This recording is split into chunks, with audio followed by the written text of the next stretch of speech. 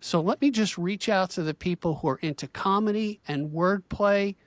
This became on my bucket list once my daughter started competing competitively, doing puns of all things. And I want to welcome to the podcast, Fred Firestone from Punderdome. Welcome, Fred. Hey, Steve Welk, thank you. I look forward to chatting with you as I always do. What's great about this interview with you is that I've been to the Punderdome, and every person that I've brought as a guest to the Punderdome, by the way, the Punderdome, for those who are watching, is every month or so in Brooklyn at Littlefield. And if you've got a bucket list of exciting things you want to do, you want to have fun, put the Punderdome on your list. But I have to say, every guest that I brought were wowed. What an experience. Wow. Thanks for the psychic income, brother. Appreciate that. We want to do it right by people, and that's very gratifying. So I got to ask you this. So to bring people up to speed, Fred and his daughter Jo invented the Punderdome. I think you did the live performance first and then came up with, there's a card game too. You can find it on Amazon. Yeah. So tell me about just the early start of how you came together to do this, and we'll get deeper and deeper as we go. All right. Sounds good. Let's go back to 2011, May 2011. My daughter, Joanna, was a budding comedian in New York City, and I live in St. Louis. And her modus operandi would be to rent a basement of a bar. And with a week to go, she normally didn't know what she was going to do. She would do a bullshit bingo or things of that ilk, would engage the audience in some crazy wild stuff. Anyway, with a week to go, she had rented this bar in Southpaw, and a basement of a bar. With a week to go, she didn't know what she was going to do. Wow. So a friend of hers who was from Austin suggested, you might want to do a pun competition. And she referenced the O. Henry Pun-Off, which is an institution in Austin, a pun competition. And so Joanna, with I think 5 days to go, says she was going to do a pun competition. So 5 days, she then tells the facility, and they start to announce it, a pun competition. With about 4 days to go, she calls me up, and she says, Dad, now she's 28 at the time, or 25 at the time. She says, Dad, I'm doing a pun competition. How would you do it? I said, who is this? Now, I'm not used to having my adult daughter say, how would I do anything? I get eye rolls. Okay, Dad, Yeah, sure. So, I don't know if you can relate to that or not, but so she said, how would you do it? Well, my background, I do business seminars. I'm a consultant and have done for the years in business seminars. And I've always believed in terms of what I do, I've got to build integrity of purpose. I've got to build value for my clients. And then how do I come up with ways to engage them in fun so they're much more favorably predisposed to my message? Build the foundation of value and come up with a fun mechanism to engage the audience. So, I've been doing this for about 30 years at the time, and one of the things I'd done over time was I came up with a game show set for a client because it was a way to, all these things that we want to impart, engage their people in this game show format, which hopefully worked. I can't speak to that, but hopefully It worked. So in my garage, I have a game show set with a buzzer and bell, and so I used that on the dining room table growing up with the kids. Joanna, you have your napkin on your lap. Ding, ding, ding, ding. Ben, you were chewing ice too much.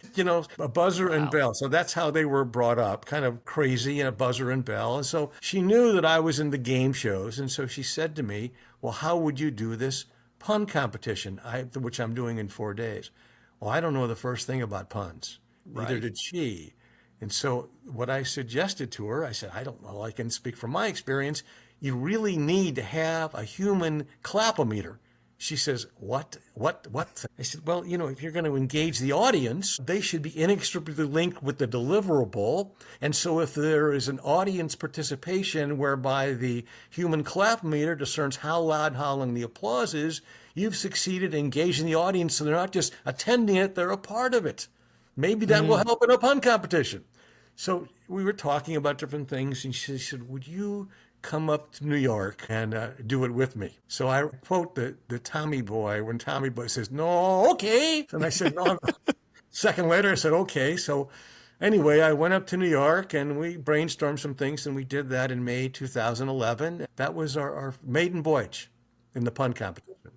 And you know, it's amazing when I speak to artists here on the Long Island Sound, and there is a music tie-in. I'll leave that as a bit of a mystery because everyone's got to hang on to find about the music portion of the Punderdome. I'll leave that a bit of a mystery. And by the way, I want everybody to comment. Hey, if you're a pun lover or you want to know more about puns, please comment in the comment section. I reply to every comment, and we're going to have links to the Punderdome, and we got so much more to talk about.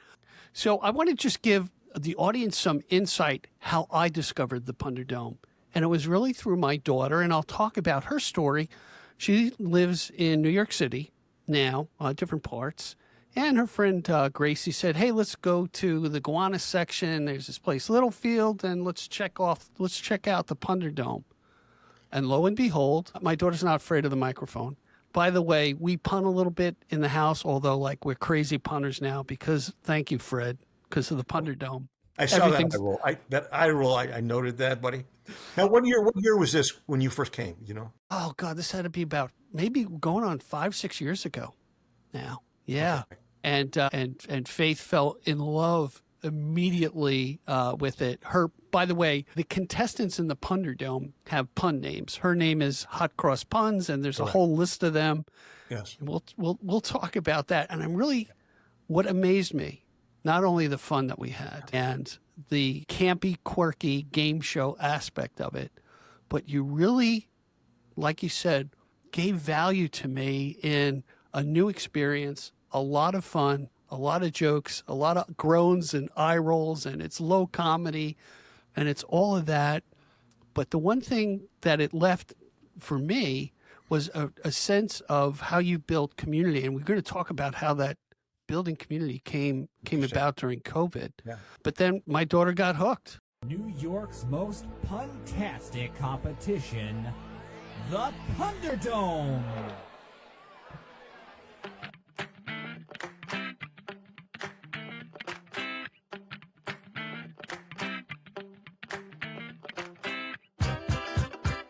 Your puns tonight, you absolutely wrecked them.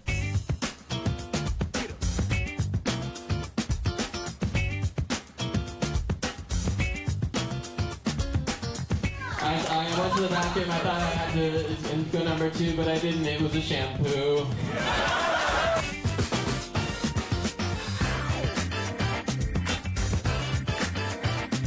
I'm gonna freak it down!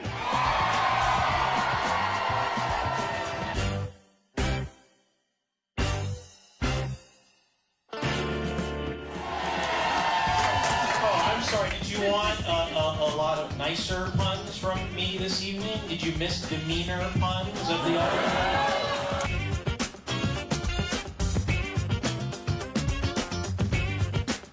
That is a certified pun. I just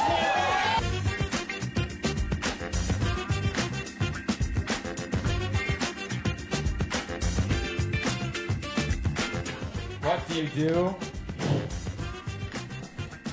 when you can't ski or snowboard? What? YouTube.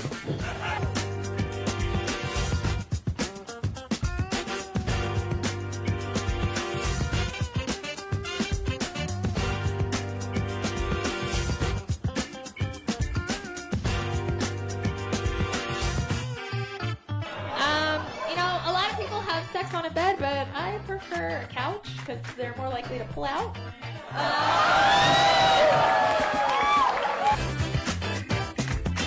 I think the best city to meditate in has got to be Omaha.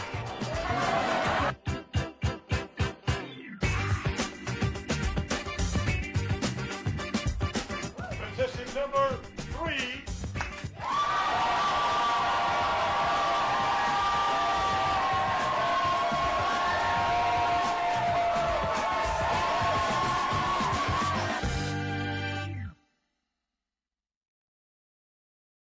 See, your daughter, I have to say, Hot Cross Puns. I don't even really know her real name. I don't know, but Hot Cross Puns is just an amazing competitor. She has a cuteness about her. She's so very able with wordplay.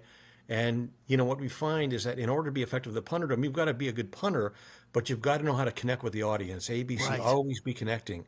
And there are different components of how people connect, but she is she is a wonderful connector, and people love her. She loves to play, and she's very able, and it's just she's a gem of a person, in addition to being a gem of a punter.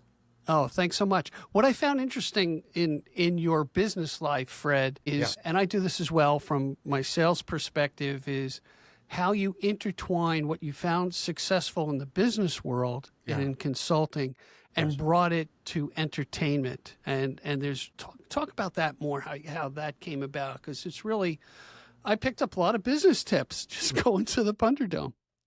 I try to do that, and thanks for saying that and recognizing that. So in my business career, my business seminars, I worked with a lot of companies on how to add value to their products and services. And we looked at differentiation and how do you do that, how to add more value. But one of the crucial things we looked at, once we know how to differentiate, is we looked at the crucial touch points along the cycle of service. Okay. And so how I look at it, I have two customers. I've got internal customers who are the champion punters. So you have to set up a culture where they want to come back, i.e. the names, how they're known in the dome. We did that just to pattern professional wrestling. We have jargon slayer, it's a vowel movement. It goes on, but that's how they're known in the dome. So if they can have fun by being known that way in the dome, and then also, what are the touch points on the cycle service where I could provide value to them? Well, we have a leaderboard. So I keep track of all the wins. And so that we have a leaderboard, and then they're known by how many wins they have in the dome. By the way, your daughter has 14, and she's in the top 10 of all time, by the way. Thank you very much. So if we can apply that model of what are your different customers, how do we provide value, and what are the touch points along the cycle of service where we deliver value? So during the prior to the Punderdome, we'll do some postings about what people have done, maybe a video they've done. In addition, at the Punderdome, they're known. So we'll sign up all these champions, and we have a tournament of Pun champions, and we'll sign up 6 weeks in advance. Wow. So that's our first customer base. If they can feel good about coming to the Dome, it's important too. There's a culture of acceptance. Everybody, the culture is that we all have a good time with it. Nobody gets hurt. This conventional thing you see so many comedians do where they've got to bring somebody down is bullshit. Right. It just doesn't work. And so everybody's got to win. And so if it can be fun, if people can know that they're never going to get hurt, and there's that culture, and they're going to be known, and they're going to be celebrated, that particular component of that customer base hopefully will want to come back. So that has to be in place. Right. The second customer are those external people that come to the Punderdome. What are the touch points along the cycle of service? How do we recognize them? Well, classic example is the human clapometer. So the clapometer, which I had an aha in circa 1968, when I'm watching a show called Queen for a Day. You're too young to know about this. But it was crazy because it was kind of a pathetic show. This host would interview these three women about why their plight in life was worse than the other two. And then the audience would decide via the clapometer who would win the grand prize, a set of golf clubs or something. I don't know what it was. So I found it interesting. I couldn't articulate at the time, but what a way to engage the audience.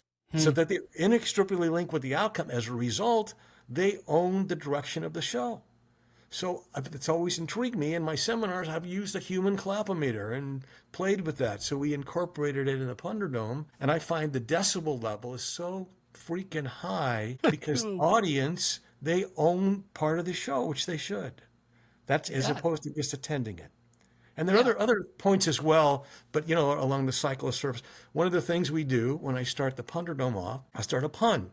And it goes something like this. I'll get out in front of the crowd. I'll say, you see your buddy named Jack on an airplane. You don't want to yell out what? And somebody that yells out, hi, Jack, we throw them a payday. That is a payday candy bar, So my thought is if somebody gets a payday, they got a piece of the dome. If we can start out by engaging the audience, there's no wall. There's no stage. We're on one big stage. Everybody's on it.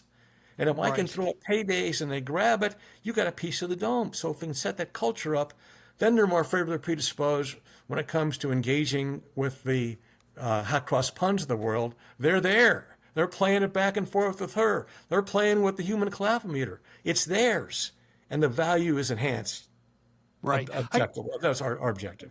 Yeah, well, what's interesting, and I may have told you this story before. I remember, when I would give seminars, and I had my good friend, my late friend Bill Cushon, he threw a trick question at me. He goes, "Oh, what time does your presentation start?" I said, "Oh, 9 o'clock tomorrow morning." He goes, "Absolutely wrong." It's like, "What do you mean?" He goes, "It starts the day before when you check everything out. It starts when you walk down the hall. It starts when you talk to people in the audience, engage the audience before any formal introduction." And I got to throw kudos out to you, Fred, because you do that. But not only do that when people are coming into Littlefields in Brooklyn, but by extension, and you may or may not know this, is you have built a fantastic community. And I've been at Dinosaur Barbecue around the block to meet my daughter for dinner, and lo and behold, 6 other punters show up, and guess what they're doing? They're trying to figure out, okay, what's the subject matter going to be? Where do you think Fred's going to go? And they share their puns with each other. Even though they're potential competitors. And I looked at that and I said, wow, it's a really loving community. And I always get on my soapbox a little bit, particularly in this day and age of the internet and social media where people are less social. What a fantastic event to come to socialize and really, really have fun. Well, that speaks to me, man. My brother, I appreciate that. That means a lot, and you guys bring it. I mean, it's I love that we had that competition last year where you do a duo with your parent, and that was great. It's just fun to see that kind of that sense of play with a parent and child. That's what as a parent. That's rock and roll heaven if you can do that. And some things are challenging, and you want to grasp those opportunities. But you did wonderful. It was just so much fun to see that. Let me tell you, the first time I ever got egged on to do it prior to that competition against my daughter, till that point, that was the scariest thing I ever did in my life in front of an audience. And I've talked to, I've given presentations to a couple of thousand, but there you're on the spot, you're given the topic, and you have 2 minutes to put it together, to string it together. Right. I'll never forget, my topic was popular baby names. And at the time, I'm thinking, I'm a 58-year-old guy. What the hell do I know is popular for a kid's name? And I got hung up. But I did a minute and a half, so I was proud of myself. Good. And then sometimes the scariest things when you confront them, you get the bug. So when you did compete against a Punderdome champ, somehow by the grace of God, I love that. Yeah. I won the rounds. And then I get to pick the pun champion. So they're all lined up, like a beauty pageant. Yeah. And of course, you knew who I was going to pick, right? Man, that's poetry in motion, man. I got to pick a bone with you here. You won't be the first one to do that. I just want you to know. All right. Well, and of course, so against my 28, 29-year-old daughter at the time, what was the topic? Sex and cities. I think it was sex in the city. That was Yeah, sorry about that. Talk about the eye roll. Yeah, yes. It's interesting with the eye roll, and that's where I hope that we do this, is that conventional wisdom is a pun is a dad joke, and AKA eye roll. And I've seen these things, like some competitions, and hey, everybody does their own thing, but where somebody say, all right, I'll tell you a little background about how ours works, but they'll say, all right, here's the topic. We'll go down, give me a pun on the topic, and they'll go down the line, and then whoever can't within 20 seconds or whatever, they're being their turn, they're out. Well, that was so much eye roll. It's an eye roll. And I find that we're changing the body part on this. I think what we're doing, we're moving in from the eye roll to the side split. Right. Okay. Yep. And I think the way it's structured, and it just kind of worked out that way. We have people that are really, really funny. There's no eye rolls. I mean, it's not, oh my God, that's pathetic. No, you don't hear that. People are just, they're falling down, and it's side split. And I think that's exciting to see that, which is not conventional wisdom for puns. Yeah. And the other aspects of this, and I'm sure we're creating curiosity with the audience here, is, so you've built community, you've put this game show thing together. You definitely engage the crowd. And by the way, it's a sold-out crowd every night. I don't know how many. It's over 200 people in this packed room. And the vibe is energy, energy, energy. and you break it up in very good ways, and we can talk about that. But in talking, so when you're up there and talking to people during breaks, with the audience, you hear, "Oh, I could never do that. Oh, she was so witty. He was unbelievable." But this is what you do. You give the audience the opportunity to get up on stage and compete. And man, it's just wonderful to see such talent come up, right? So explain how you do that, how you get people to what we commit. used to do, I guess when we started, it was like the first 18 people that signed up at the door participated in this tournament, a pun tournament. And we didn't celebrate the champions beforehand. This is all before the pandemic. Okay, that's how we did. We signed up people at the door, the first 18 that signed up. And then we, after the pandemic, where we did 16 virtual shows when New York City comedy was closed down from March 2020 to August 2021. That period, we did 16 virtual shows. And so it was really enlightening beyond what I expected in terms of, hey, we were able to do different things that seemed to work better, even though there was no audience there. Then it was difficult for people to perform without audience. But it was a way to engage and celebrate some of these winners, a lot of the winners, so that they were favorably predisposed to coming back, because there was a category of pun champions that was in this one specific tournament where they qualified for. So they were already vetted, they proved themselves, and when they came back every 4 weeks, during the pandemic, they had a spot in the tournament of pun champions. So that was enlightening to do it that way. So that we changed that. So once we came back in August 2021, changed a few things. We have this tournament pun champions where we sign champions up beforehand. I have again the leaderboard and how many wins, and we introduce people by that. And then we also have one of the things you saw, which is, and you alluded to it, is we find, is there an opportunity to get newbies involved? Well, to put them in the tournament, and the tournament is such that we give people a topic, and they have 2 minutes to prep on the topic, and they each do a 2-minute stand-up.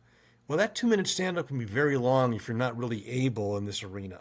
And so they would, in our tournament, as you alluded to, we give people 2 minutes to prep on the topic. They have a whiteboard, they prep on the topic, and then they each have 2 minutes to do their stand-up on the topic. Well, a lot of times people that weren't really able would take that stand-up, take the full 2 minutes, and they would just stand up there and say nothing. Well, that sucks the air out of the room. Yeah, right. So the value from those people that can really rock it. So what we decided to do was we're just going to have a tournament of bona fide Punderdome champions. In addition, for the newbie people, created something called the Pun Battle Royale. And I got this aha because in the virtual shows, we would prep everybody, the champions, we'd put a topic out and they would throw puns. And I thought, well, they would just kind of throw inadvertently, there's a pun on this topic, and we'd stay on the same topic, and people would just throw out short little puns. So we created this Pun Battle Royale specifically for newbies. So people would come to the door, sign up at the door if they were a newbie, and we would bring up 6 people and put the topic up, and they would 2 minutes total, and they would throw puns, and the only rule was you couldn't do 2 in a row. So that was a way to allow newbies to get involved, strut their pun stuff. And if they won that show, one of the things they could win, and you alluded to it, was, can you beat a dome champ? Right. What we did was, at the break, I said to the newbie, you pick the topic. You research on your phone for 15 minutes. And then at the end of 15 minutes, I'm going to bring up all the champs.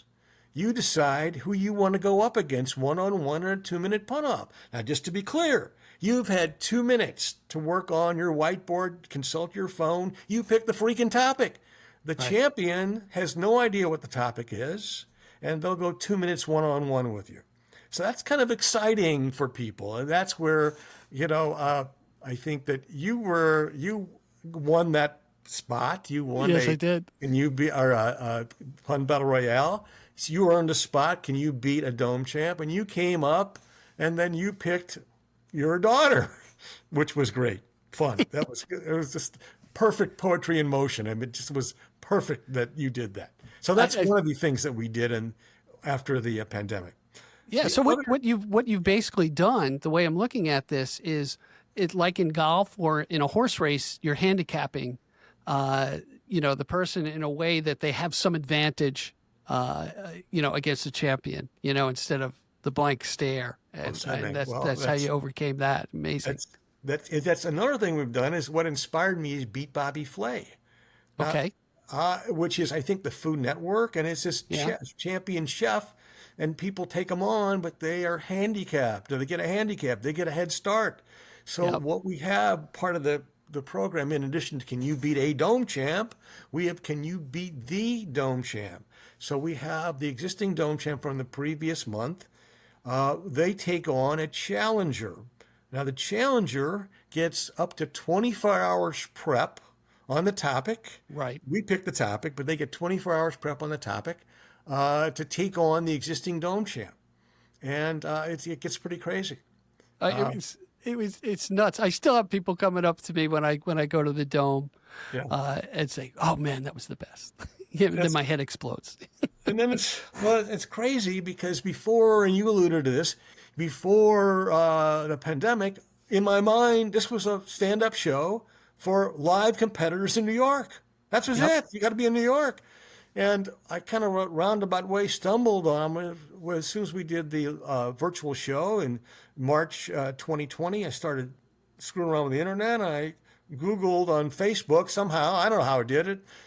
Punters in different countries. So the next thing I know, we find these guys in UK, somebody got in Australia, somebody in freaking Malaysia. Right. So, I remember. We realized that you don't have to be a New York punter. Now we expanded. So it was cool because when we'd start at 8 o'clock at night in New York, it'd be 14 hours. It'd be 10 o'clock a.m. in Australia. And so that they could participate in the live show. The guys from Australia were 14 hours in advance. The Malaysia guy was at midnight, and the UK people were 4 hours. Right, so it was a way to expand, but it wasn't. We didn't strategize that. It kind of happened. It wasn't because of it. It was in spite of us. It's funny because that encapsulates your career as a Punderdome creator. It's unleashed on you, which is in a good way. Is you have a clean slate to work off of. Okay, where are we going to go with this? You're not boxed in. So I think that's kind of amazing. What's also amazing is the fact that, and I saw this with other artists who, you were right, people were dying to stay connected to their audience. It all could have crumbled right there. It could have been Punderdome no more, but you found an avenue and then you learned from that. And what a great lesson to weave and dive through this to make the show even better. What's interesting to me, and with my daughter Faith, who's hot cross puns, is she was very open to criticism. And I would say, hey, you know what? The audience is really cheering for you, okay? And you have to make that connection with the audience, get endeared to the audience. And she does a phenomenal, and I've seen the progress, right? The progress over the years where self-effacing humor and not afraid to go, a little blue in some areas, even though her father's in the room. The one thing I want to point out, too, is all the different styles of delivery that are out there. Amazing. And then the question I had for my daughter after the first 2 Punderdomes I went to, I'm like, who the heck are these people? What, they're screenwriters, they're actors, they're regular Joes, they're IT guys, they're, this and that, matchmaker, and I'm like, what a cross section. Anybody can be a punter, right? Yes. It's a whole new, I didn't know many punters growing up. I didn't dabble in the pun area. So it's been interesting to see what different people have done and how they do it and the value they bring to the experience. Yeah, and now it's a disease. I just got to tell you that because, when we find we're in family conversation, it's just like a lot of groans, a lot of laughs, a lot of eye rolls. Keeps my eyes in shape with the eye rolls. But to that point, so Faith is a teacher, and she uses puns in her lessons, especially when she was teaching fourth graders, to help them with linguistics and stuff like that. It's very interesting. Well, she's a unique person. I mean, I think she's a person of passion. She's doing something. She wants to make a difference, and that's exciting. And she uses different vessels to push that envelope. But she's very creative, just creative in different arenas. Now, I noticed one of the things that you used to do in the beginning of Punderdome, you kind of set the stage in that this is a safe place, and I'm paraphrasing, obviously. Yeah.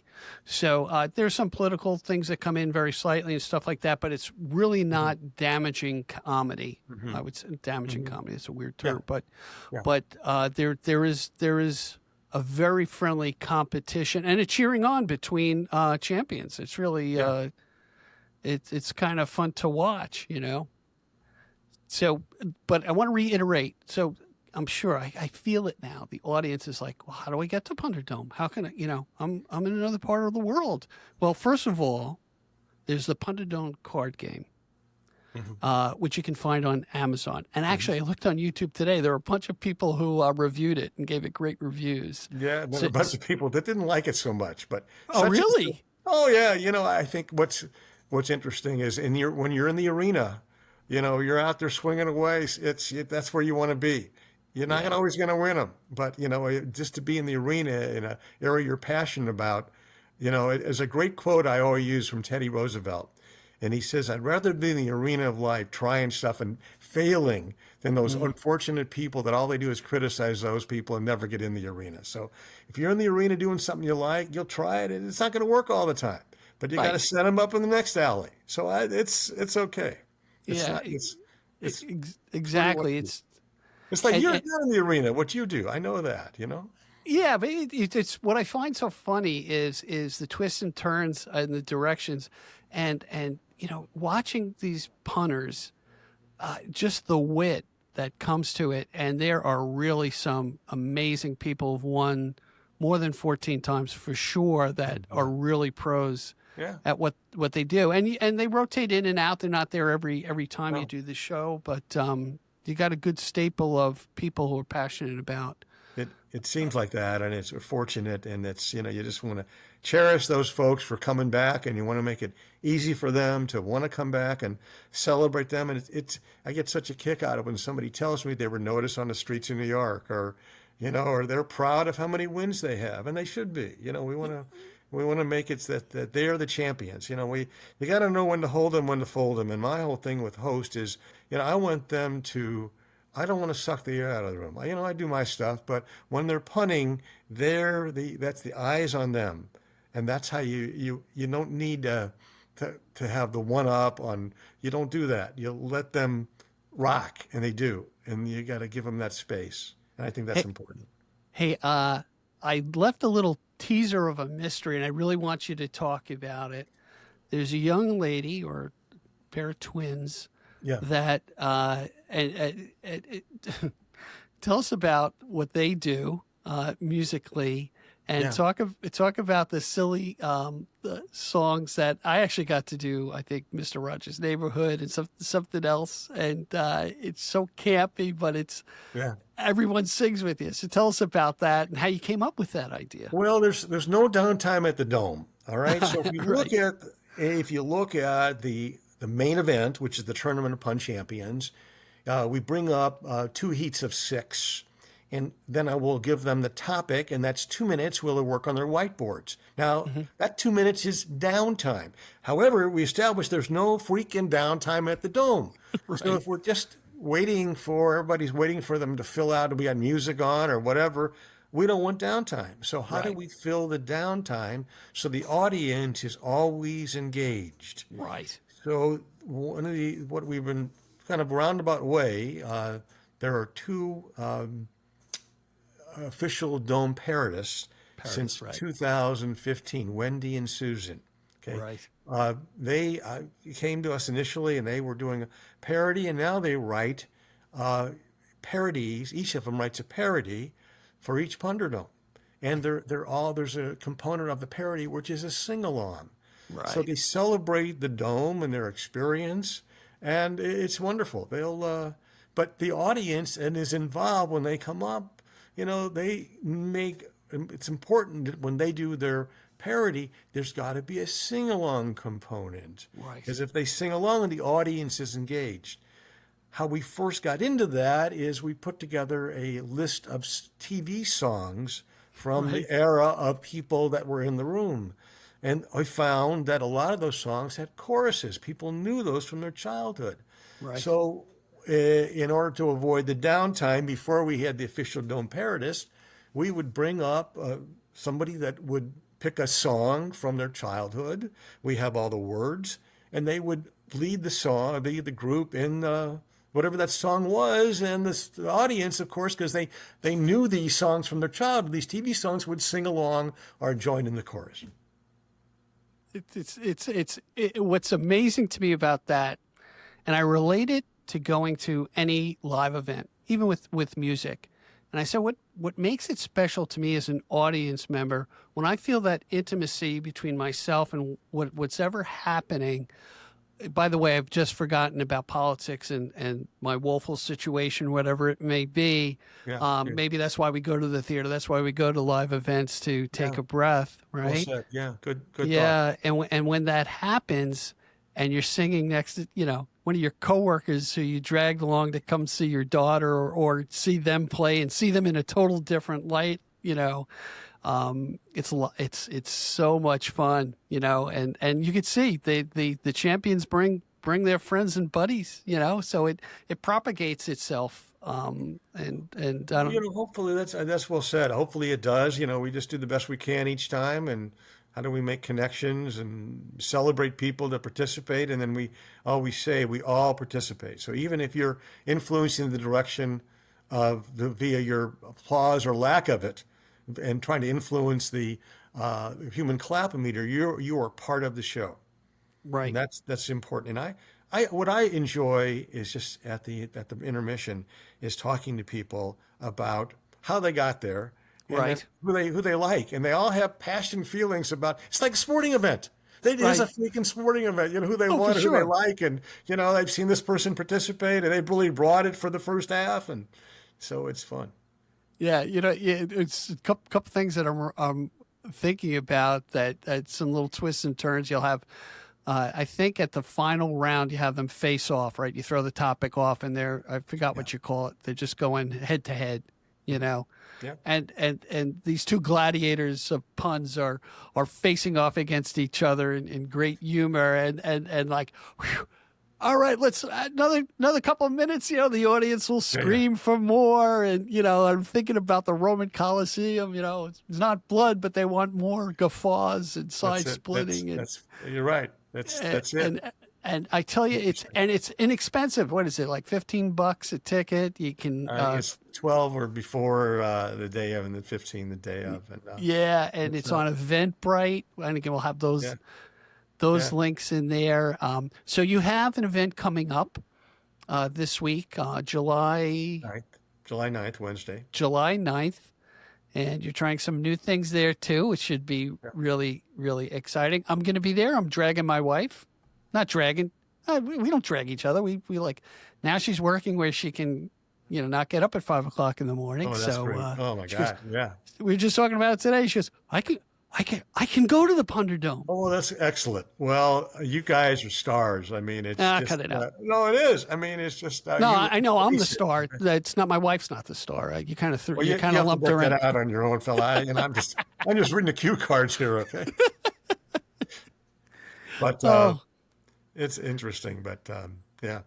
Yeah. So it's.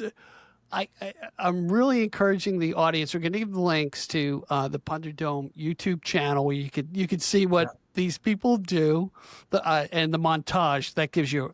By the way, it's a great montage you put together. It's like a little over 2 minutes. That gives you a flavor of what to expect.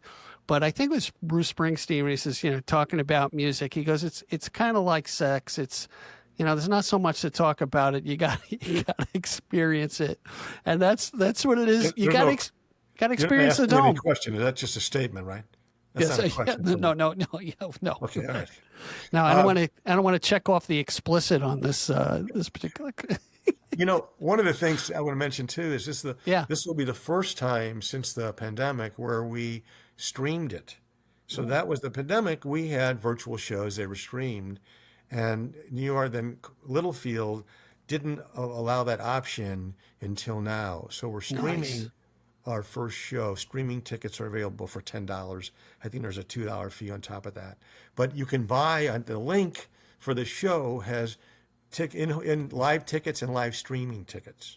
Oh, wow. That's great. Yeah. I know, because what we would experience, you know, if we weren't able to go to a particular dome, we say, hey, you know, somebody in the audience, one of her friends is videotaping her session, you know, and like we'd be waiting, oh, she made it to the next round. Oh, she made it to this round, you know. So what's great about that, the different punders, punder people, whatever, now they're friends and family who live afar and can't make it to the show, can eye roll and guffaw and side split in their own privacy of their own home.